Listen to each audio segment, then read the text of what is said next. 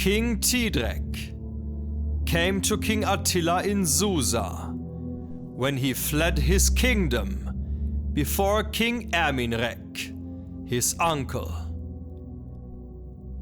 His brother Thether came with him.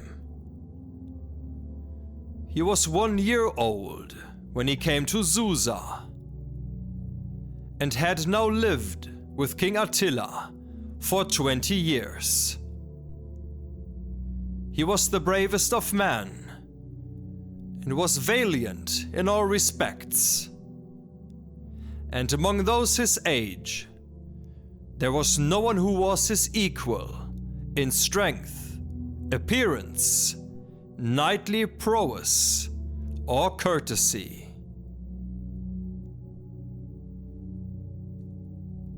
King Attila had 2 sons. One was named Erp, and the other Ordwin. All 3 boys were the same age, and they had such affection for one another that they could scarcely part from one another. And Queen Erka loved her sons Erp and Ordwin very much. But she did not love Prince Thether, her foster son, any less. And King Attila felt the same way. They had everyone's praise in Hunaland.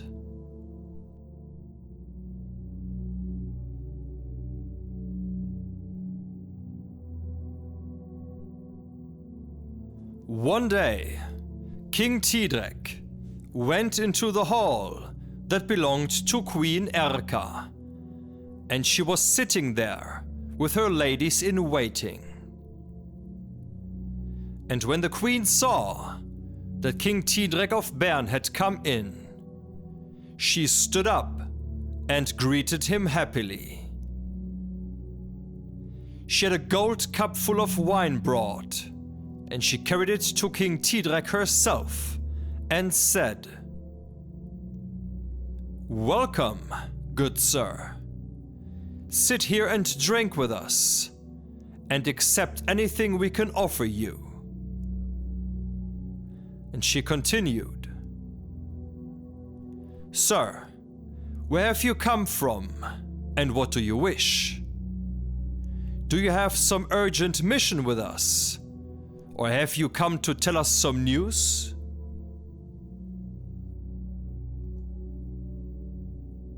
King Thidrek was full of grief, and water flowed from both of his eyes, and he answered in this fashion,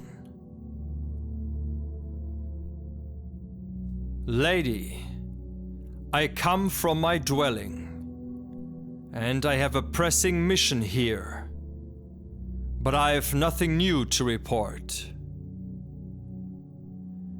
But I can still tell you momentous news, even if it is now long past.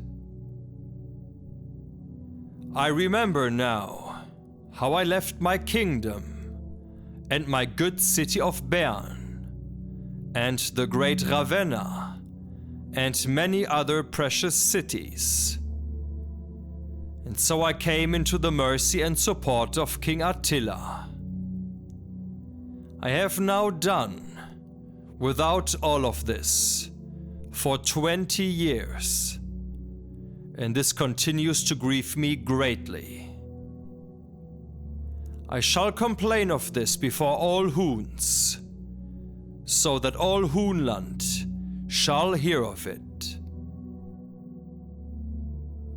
And Queen Erka answered,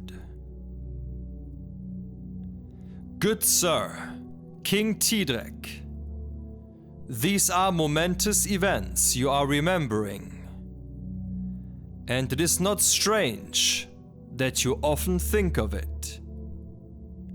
You have been long in our kingdom, and have given us much aid, and you have lost a great kingdom to your kinsman King Erminrek. If you wish to recall your kingdom and ride there, and attempt to recover it, then it is only fitting that the Huns provide you with support.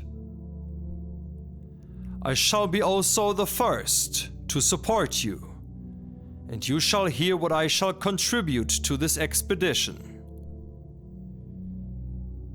I will give you my 2 sons, Erb and Ordwin, and 1,200 knights.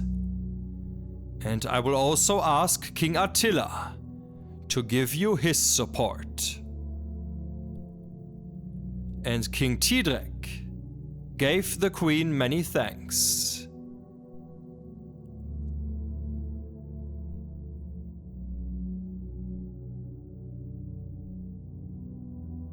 Queen Erka stood up and took her coat and went to the hall where King Attila was sitting, and King Thidrek accompanied her.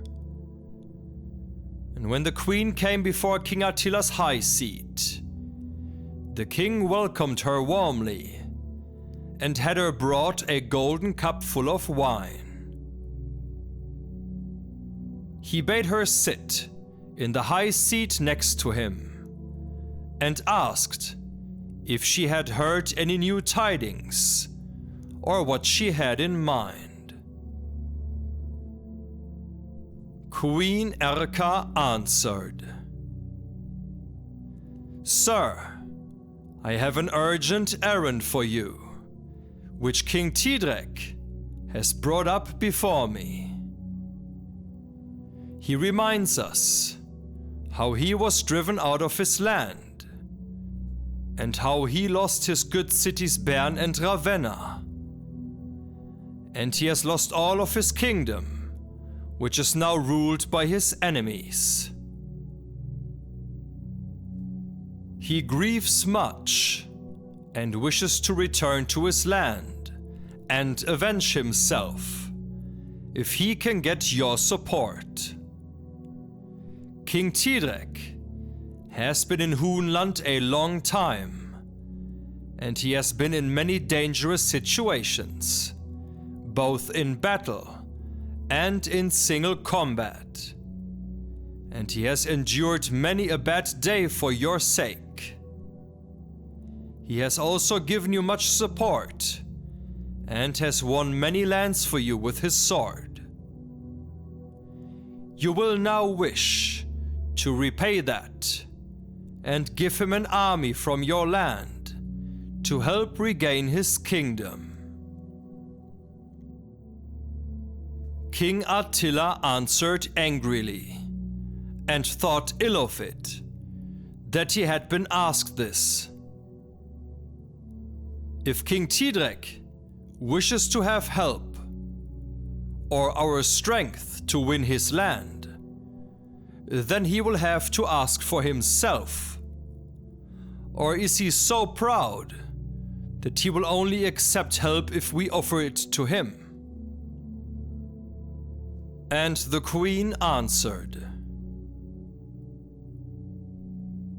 "King Thidrek could certainly bring forward his mission, and it was neither pride nor honor that prevented him from doing so. I am bringing it forward before he does, because he thought, and so do I, that his case would go better than if he alone spoke for it. I shall give him my sons, Erb and Ordwin, as support, and along with them 1,200 knights, well armed. Now you can say, my lord, what you will grant him." King Attila answered, "Lady, you are certainly speaking the truth, that King Thidrek of Bern has been with us a long time, and has done us great good, and has greatly strengthened our kingdom since he came here. It is certainly fitting that we grant him aid in recovering his kingdom, because you have brought forward his request. It seems better to me to do this, both for his sake and yours. You have now offered him your 2 sons and 1,200 knights. I shall offer him Markgraf Rodinger and 2,400 knights, all well equipped. And King Thidrek spoke then to King Attila. It has now happened, as I had expected, that I have gained much from the support of Queen Erka, so that you were inclined to grant us aid. We accept your support with great thanks and satisfaction. May God reward you. Now nothing at all holds me back. And the army spent all winter getting ready, and handiwork had never been more timely or more loved in Hunaland, as they prepared swords and spears and byrnies and helmets. They saddled horses and made all kinds of equipment the knights would need in battle. And early in the spring, the army gathered in Susa, that was to go with King Thidrek and regain his kingdom.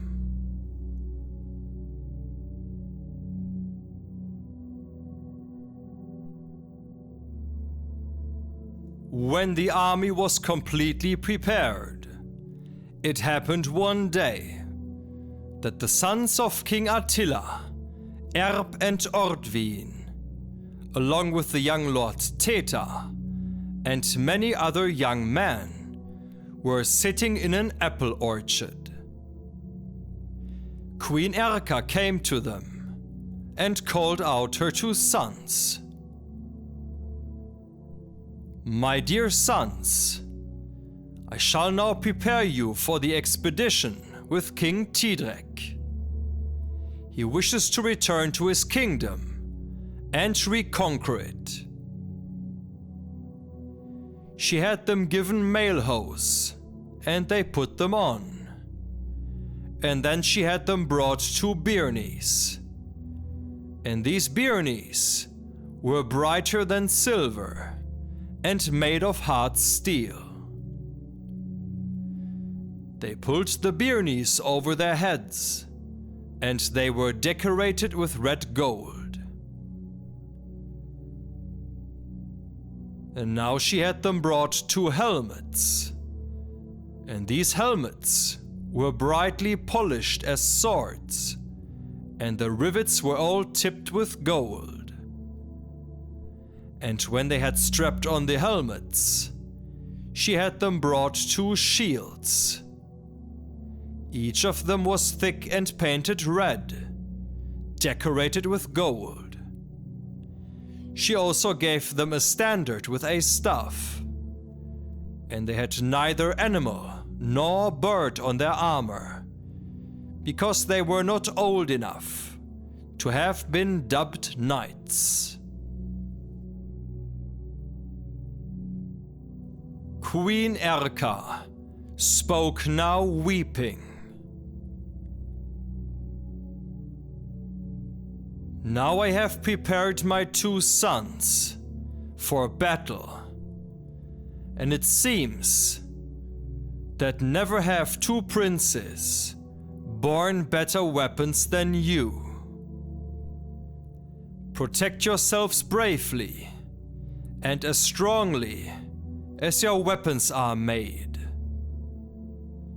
As important as it is to me that you return healthy, it is twice as important that you are called valiant men and brave warriors after you've been in battle.